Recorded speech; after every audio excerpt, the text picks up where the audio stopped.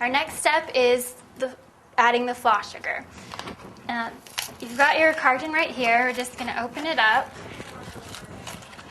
And experts say to always add the cotton candy while the machine is running.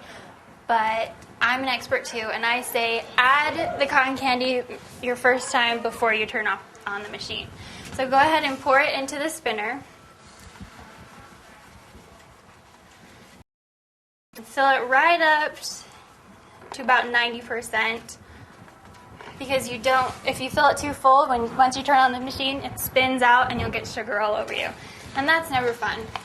So once that's all set, you've got your switches right down here, and go ahead and turn on the motor and turn on the heat, or else nothing will ever come out. And you can control the heat right here. The higher the heat is, the faster your cotton candy is going to come out. So we'll just leave it about middle and see what we get.